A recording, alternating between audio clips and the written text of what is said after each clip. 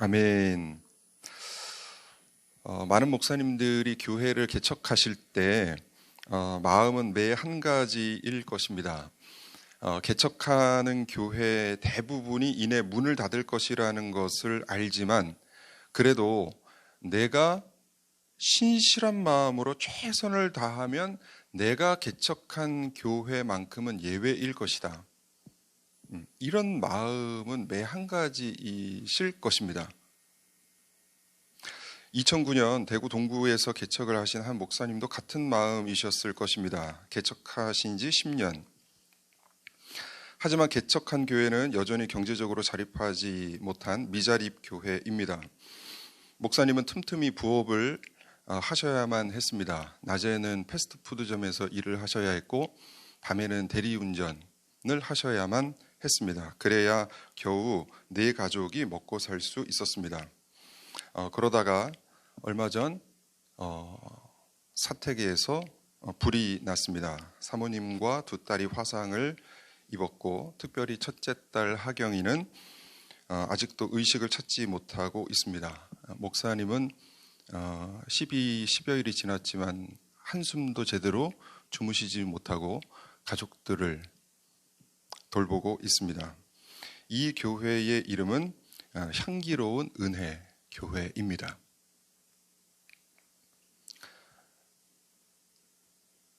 이름이 향기로운 은혜 교회입니다. 그런데 지금 이 교회와 이 목사님의 가정이 막닥뜨린 상황을 보면 결코 향기롭지도 인간의 눈으로 바라보기에는 결코 은혜롭지도 않은 상황입니다. 신자인 우리가 이런 일을 겪을 때, 신자인 누군가가 이런 일을 겪는다는 소식을 들을 때 우리는 참으로 당황스럽습니다. 참으로 혼란스럽습니다. 그래서 질문을 하죠. 하나님, 뭐 하시는 겁니까? 하나님, 살아계십니까? 하나님 살아계신 건 아는데 하나님 왜 그러십니까? 왜 이렇게 하셨습니까? 하나님을 믿는 사람이 이 땅 가운데서 잘 살고 건강하게 살고 사업도 잘 되고 취업도 잘 되고 승진도 잘하고 자녀들이 원하는 대학에 쑥쑥 다 들어가면 우리도 좋고 하나님도 좋은 거 아닙니까?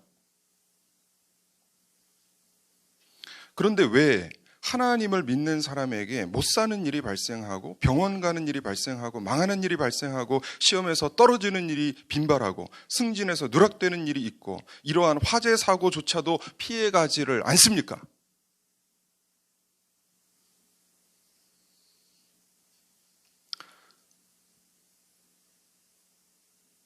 왜 하나님은 믿는 자들에게도 이러한 고난을 주실까요? 왜 하나님은 믿는 신자들에게 이러한 고난을 허용하실까요? 오늘 본문 32절 말씀을 먼저 보겠습니다. 32절 말씀 다 같이 읽을까요? 시작. 전날에 너희가 빛을 받은 후에 고난의 큰 싸움을 견디어낸 것을 생각하라. 빛을 받은 후라는 것은 26절에 진리를 아는 지식을 받은 후라는 말과 동일한 말씀입니다. 그러니까 참 진리의 빛, 예수 그리스도를 믿고 난 후 신자가 된 사람들에게 말씀하시는 것입니다. 빛을 받은 자들에게 32절 말씀에 보면 무엇이 있습니까? 고난이 있습니다. 고난. 빛을 받은 자들에게 고난이 있었습니다. 그런데 이 고난은 그냥저냥 참을 만한 고난이 아니라 고난의 큰 싸움이었습니다. 희한하죠? 하나님을 열심히 믿으면 이런 고난이 찾아오다가도 다 달아날 것 같은데 오늘 본문 말씀은 뭐라고 합니까? 고난이 있다고 합니다. 고난이 있습니다. 고난이 인양저냥 그냥 고난이 아니라 고난의 큰 싸움, 큰 고난이 있다는 것입니다. 그게 어떤 고난이었습니까? 33절 말씀, 비방과 환란이 있었고 이로 인해 사람들에게 구경거리가 되었습니다. 공개적인 비방과 환란이었습니다. 비공개적이었다면 그나마 날 텐데 하나님을 믿는다고 하는 자들이 공개적으로 비방과 환란을 당했습니다. 이에 대해서 총신대학교 신학대학원 이풍인 교수님은 이 구절을 설명하면서 이렇게 설명합니다. 이러한 묘사는 주후 64년에 있었던 성도들을 향한 네로 황제의 박해를 연상케 한다. 믿는 자들은 많은 대중들에 의해서 공개적으로 조롱을 당했으며 밤에 서커스 무대를 밝히는 불로 사용되기도 했다. 이게 고대 역사가 타키투스가 증언하는 내용인데요. 기독교인들이 네로 황제 박해 때 공개적으로 십자가에 묶여졌고 햇빛이 사라진 밤이 되면 그 십자가에서 화형을 당해서 그 주변을 밝히는, 그러니까 불로 태워졌다는 증언을 합니다.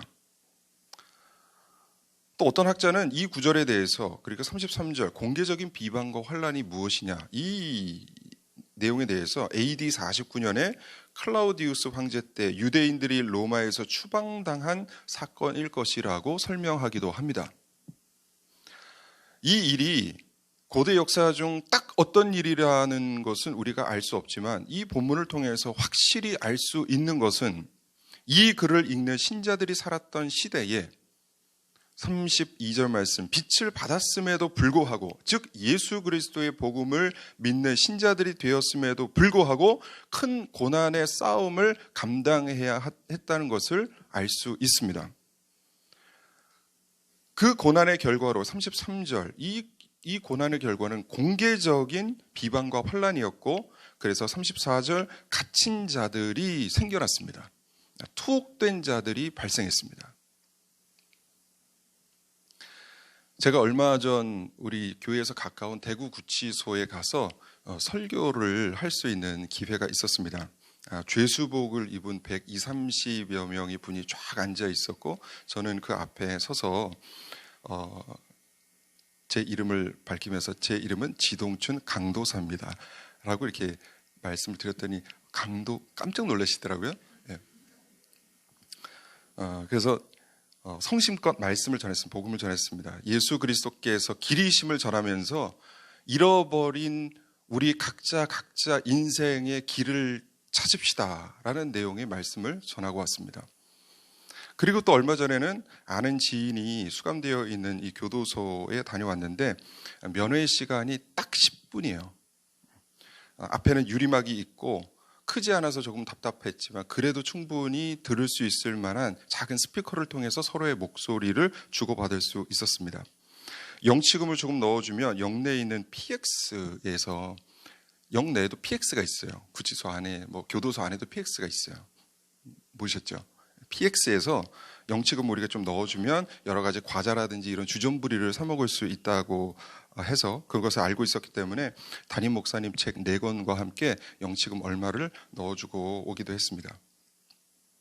그래도 면회를 하면서 참 다행인 것은 그 안에서의 생활이 너무너무 비인간적이거나 너무너무 강압적이거나 그렇지는 않다고 하더라고요. 그래서 식사도 곧잘 나온다고 이야기를 하더라고요. 근데 여러분, 고대 시대의 투옥 생활은 어떠했을까요? 지금 이 시대에 우리가 살아가는 이 옥살이와 비교가 될까요? 지금의 옥살이와는 비교할 수 없는 처참한 환경이었습니다. 고대 시대 죄수들에게는 인권이라는 것이 없었습니다. 영내에 PX 없었습니다. 주전부리 없었습니다. 따뜻한 식사 없었습니다. 먹을 수 있는 식사가 나오더라도 겨우 연명할 수 있는 최악의 식사, 최소량의 식사만이 제공되었을 뿐입니다. 그것만 먹고는 옥살이로 버텨낼 수가 없었기 때문에 아는 사람들이 그들을 옥에 있는 아는 사람들을, 지인들을 도와야만 했습니다. 그렇지 않으면 옥살이를 견뎌낼 수가 없었어요. 초대 기독교인들은 예수를 믿는다는 이유로 투옥되어야만 했고, 그들은 또 다른 기독교 친구들의 도움 없이는 살아갈 방도가 없었습니다. 그래서 밖에 있는 자들은 어떻게 해서든지 옥 안에 있는 자들에게 무언가를 넣어주어야만 했습니다. 그들의 생명을 위해서. 그런데 이것은 너무 위험천만한 일입니다. 기독교인이라는 이유 때문에 투옥되어 있는 사람들을 밖에서 돕는다? 그럼 뭘 의미해요? 나도 기독교인이라는 것을 드러낼 수밖에 없는 거잖아요. 그러니까 자기의 목숨을 담보하지 않고는 이러한 일을 행할 수가 없었던 것입니다. 그런데 33절 하반절 보세요. 이런 형편에 있는 자들과 사귀는 자가 되었으니, 이런 형편에 있는 자들과 사귀는 자가 되었으니, 이것은 투옥된 자들을 외면하지 않았다는 것입니다. 밖에 있는 기독교 형제들이 안에 있는 투옥되어 있는 형제들을 외면하지 않았다는 것입니다.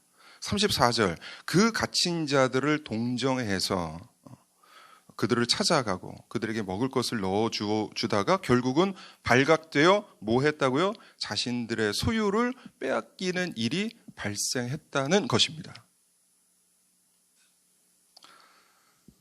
근데 여러분, 이 고난이라는 거, 고난이 딱 찾아왔을 때 사람은 두 부류로 나눠집니다. 두 부류. 신자들도 두 부류로 나눠집니다. 한 부류는 고난이 무서워서 고난을 피하고자 하는 부류입니다. 그래서 26절에서 31절까지에 나와 있는 자들처럼 믿음을 버리고 안위를 쫓는 배교하는 자들이 나옵니다. 또 한 부류는 34절 말씀과 같이 34절 말씀 다 같이 읽을까요? 34절 말씀 시작.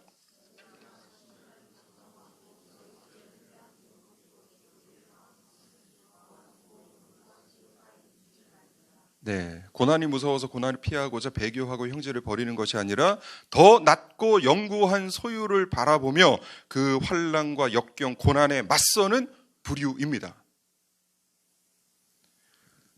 이러한 자들은 히브리서 11장 38절 말씀과 같이 자신의 믿음이 세상이 감당치 못하는 믿음임을 증명하는 자들입니다. 두 부류로 나눠져요. 고난 앞에서. 평화의 시기에는 몰라요. 근데 고난의 시기가 오면 두 부류로 나눠져요. 여러분, 왜 하나님은 하나님의 백성들에게 이러한 시련을 주십니까? 왜 하나님은 하나님의 백성들이 당하는 시련을 우리 눈으로 목도하게 하십니까? 그것은 바로 이것이 하나님의 방법입니다. 옥석을 가리시기 위한 하나님의 방법입니다.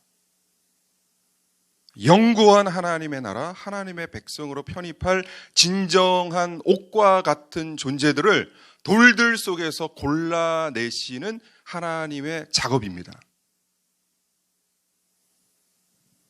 여러분 생각해 보세요. 공부 못하는 학생이 있어요. 그런데 예수님을 믿자마자 성적이 막 쑥쑥쑥쑥 막 올라가요. 40등에서 막 단박에 막 20등, 막 10등, 5등, 2등, 1등 막 올라가요. 취업을 못하는 청년이 있어요. 그런데 예수님을 믿자마자 좋은 회사에 막 들어가기 다 시작해요. 예수를 믿자마자 회사에서 승진도 잘 돼요. 예수님을 믿으니까 무너져가던 회사가 막 다시 살아나요. 예수님을 믿으니까 아팠던 몸이 다시 다 치유가 돼요. 건강한 몸이 돼요. 얼마나 행복한 일입니까? 우리가 바라고 꿈꾸는 일이죠. 그죠? 얼마나 행복해요. 생각만 해도 너무너무 좋잖아요. 그런데 이 좋은 일들이 누구에게 좋은 거예요? 우리에게 좋은 거예요. 얼마 동안? 잠깐 동안. 하나님에게는 이게 별로 좋은 일이 아니에요. 우리에게 좋으면 하나님이 다 좋으실 것 같죠? 아니에요. 우리에게는 좋지만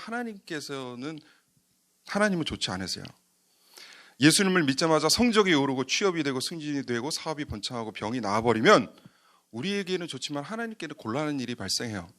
뭐냐면 이 세상에서 이렇게 되면 예수를 안 믿을 사람이 있겠어요? 없겠어요? 예수님을 믿으면 교회 오기만 하면 모든 병이 다 낫고 막 승진이 다 되고 막 취업이 다 되고 합격이 다 돼요. 그럼 교회에 안 나올 사람이 있겠어요? 없겠어요? 세상의 모든 사람들이 다 나올걸요? 그것 때문이라도 나올걸요? 합격 때문이라도 나오고, 승진 때문에 나오고, 취업 때문이라도 이곳에 나올걸요? 건강 때문이라도 이곳에 나와서 열심히 기도할걸요? 팔공산에 그런 사람이 얼마나 많아요, 20절마다. 그것 때문이라도 가는 거예요. 그런데 만약 그렇게 되면 하나님 입장에서는 옥석을 어떻게 가리세요? 하나님께서 어떻게 옥석을 가리세요? 물론 하나님께서 전지전능하시니까 우리에게 그만 다 모든 축복을 주시고 마지막에 최종 심판에 그래 너는 진짜 믿음, 너는 가짜 믿음 이렇게 심판을 하실 수는 있는 분이에요. 그러나 하나님은 그렇게 하지 않으세요. 왜냐하면 하나님께서 우리에게 약속을 하셨거든요. 주 예수를 믿으라 그리하면 너와 내 집이 구원을 받으리라 라고 말씀하셨어요. 그래서 예수님을 어떤 이유에서든지 간에 일단 와서 예수님을 붙들고 예수님을 나의 구원자로 영접하는 자들에게는 하나님께서는 구원을 약속하셨어요. 근데 수많은 사람들이 와서 막 예배를 드린단 말이죠. 근데 나중에 너는 가짜 믿음이었어. 너는 진짜 믿음이었어. 넌 천국 가. 너는 지옥이야. 이렇게 말씀하시면 하나님의 공의에 문제가 생긴다는 거예요. 그래서 하나님은 절대 그렇게 안 하세요.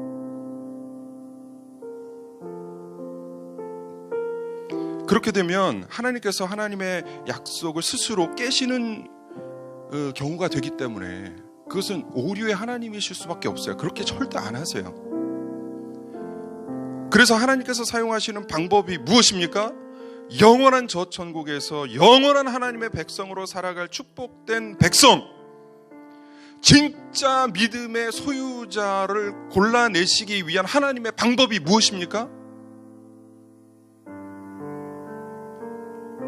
그것이 바로 잠깐 살아가는 이 땅 가운데 허용하신 믿는 자들이 받아야 할 고난과 비방과 환난입니다.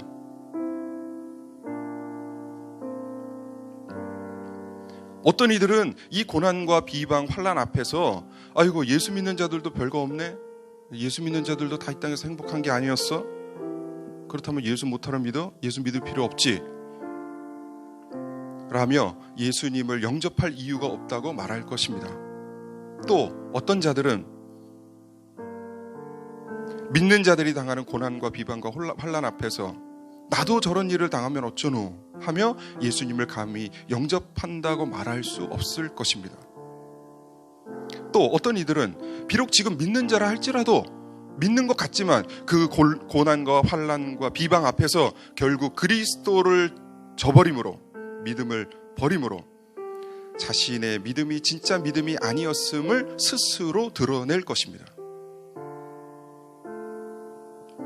일시적으로 하나님께서 이 땅 가운데 허락하신 고난, 32절 표현에 따르면 고난의 큰 싸움은 우리의 믿음, 우리의 신앙이 진짜 믿음인지 진짜 신앙인지 아니면 이 땅 가운데서 얻고 싶은 어떠한 복 때문에 여기에 나와 있는 기복 신앙인지를 가리시는 그 옥석을 가리시는 시험대가 되는 것입니다. 히브리서 저자는 이 고난의 큰 싸움 앞에서 주저하는 자들에게 첫째로는 경고의 말씀을, 둘째로는 권면의 말씀을 하십니다. 너희들이 참된 새 언약, 참된 대제사장으로 오신 예수 그리스도를 인정하고 받아들인다 했음에도 불구하고 너희 앞에 있는 고난 때문에 예수 그리스도를 포기하려느냐? 그러한 너희들을 기다리는 것은 27절 맹렬한 불이며 29절 형벌이며 30절 심판이며 31절 무서운 하나님의 손임을 경고하십니다. 반면에 고난의 큰 싸움 앞에서도 공개적인 비방과 환난 속에서도 믿음을 저버리지 않는 자들에게 34절 더 낮고 영구한 소유가 있다. 35절 담대한 믿음을 버리지 말아라. 36절 인내해라. 약속하신 것을 곧 받게 될 것이다 라고 말씀하시면서 힘들어하는 이 신자들에게, 참된 신자들에게 믿음을 붙돋워 주고 계시는 것입니다. 여러분 재차 질문합니다. 왜 하나님은 믿는 자들에게 고난을 주십니까? 왜 하나님은 믿는 자들에게 고난의 큰 싸움을 허용하십니까?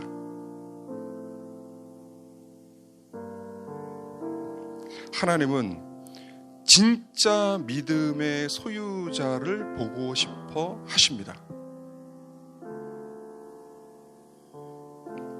예수 믿으니까 일이 잘 되더라, 건강해지더라, 이런 말에 귀가 나풀나풀거려서 교회에 쫓아오는 그런 기복 신앙인들 말고요, 나의 처한 상황과는 상관없이 좀 잘 살든 못 살든, 좀 건강하든 아프든, 일이 좀 잘 풀리든 안 풀리든, 그 어떠한 상황 때문에 왔다 갔다 하는 신앙인이 아니라 나를 구원하신 예수님, 그 예수님의 은혜에 감복해서 예수로 인해 살고 예수로 죽는 사람, 복음을 위해 살고 복음 때문에 죽기를 각오하는 사람을 찾고 계신 것입니다. 히브리서 11장 말씀, 내일 우리가 살펴볼 말씀 중에 믿음의 선진들이 나옵니다. 이분들이 어떠한 자들이에요? 내일 자세히 보실 텐데, 하나님 말씀 때문에, 믿음 때문에, 신앙 때문에 자신의 부와 자신의 명예를 버리고 죽기까지 하늘의 본향을 바라봤던 사람들입니다. 조롱과 채찍과 결박과 옥에갇힘과 돌질과 톱질과 칼질과 그 어떠한 환난과 하박대 속에서도 이들은 견디어냈습니다. 믿음을 저버리지 않았습니다.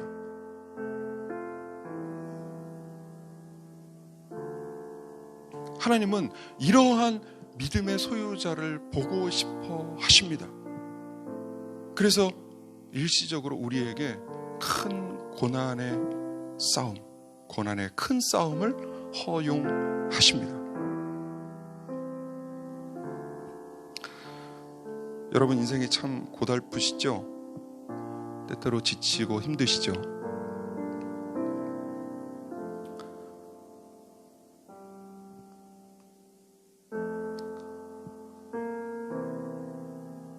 하나님을 믿는 자들에게는 언제나 고난과 역경이 있었습니다. 히브리서 11장이 믿음의 장인데, 믿음의 선진들이 쭉 나오면서 그들이 어떠한 고난을 이겨냈는지가 쭉 나옵니다. 나열됩니다. 예수님께서도 이 땅에 오셔서 고난과 역경 속에서 사셨습니다.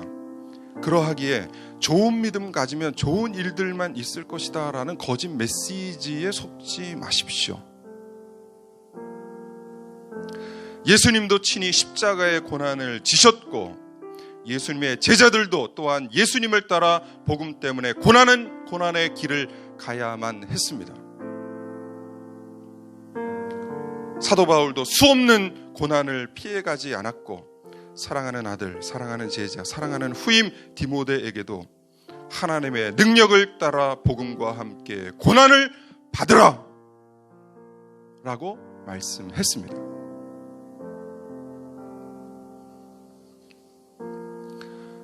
여러분, 지금 어떠한 역경과 고난 속에서 살고 계십니까? 또 여러분은 이 땅 가운데서 믿는 자들이 겪어야 하는 고난의 큰 싸움을 어떻게 해석하고 계십니까? 그러한 질문을 받을 때 무엇라고 답하십니까? 우리 35절 말씀 마지막으로 함께 다 읽겠습니다. 35절 말씀. 35절, 다 같이 큰 목소리로 읽겠습니다. 시작. 그러므로 너희 담대함을 버리지 말라. 이것이 큰 상을 얻게 하느니라. 다시 한번요. 시작. 그러므로 너희 담대함을 버리지 말라. 이것이 큰 상을 얻게 하느니라. 어떤 자들은 믿는 자들의 고난을 보고 하나님이 없다고 자신의 불신앙을 강화시키는 계기로 삼습니다. 또 어떤 자들은 믿는 자들의 고난을 보고 하나님을 조롱합니다. 믿는 자들 가운데서도 어떤 이들은 고난 앞에서 믿음을 저버리고 배교하지만, 어떤 이들은 고난 앞에서 고난 너머에 있는 더 낮고 영구한 소유, 큰 상을 바라보며 피해가기는커녕 당당히 맞섭니다. 하나님은 바로 이러한 믿음의 소유자를 찾고 계십니다. 이러한 믿음을 보고 싶어 하시기 때문에 믿는 자들에게도 일시적으로 고난의 큰 싸움을 허용하십니다. 우리 모두 이러한 하나님께서 찾으시는 믿음의 소유자들이 다 되셔서 더 낮고 영구한 소유를 얻으시는 우리 모두가 되시기를 주 예수 그리스도의 이름으로 간절히 축복하고 기도합니다. 네, 우리 다 같이 기도하겠습니다. 오늘도 세 가지를 놓고 기도하겠습니다. 첫 번째 기도 제목입니다. 하나님, 의인의 고난, 믿는 자들이 겪어야 하는 고난의 큰 싸움에 대해 알게 하시니 감사합니다. 고난의 큰 싸움 앞에서 물러가는 자와 당당히 맞서는 자가 있음을 알게 하시니 감사합니다. 나에게 닥친 고난 앞에서 신앙이 흔들리거나 신앙을 버리는 자가 아니요 그 고난의 큰 싸움 앞에서 당당히 맞섬으로 고난을 능히 극복하는 사람 되게 하여 주시옵소서. 다 같이 기도하겠습니다. 하나님 아버지 감사합니다.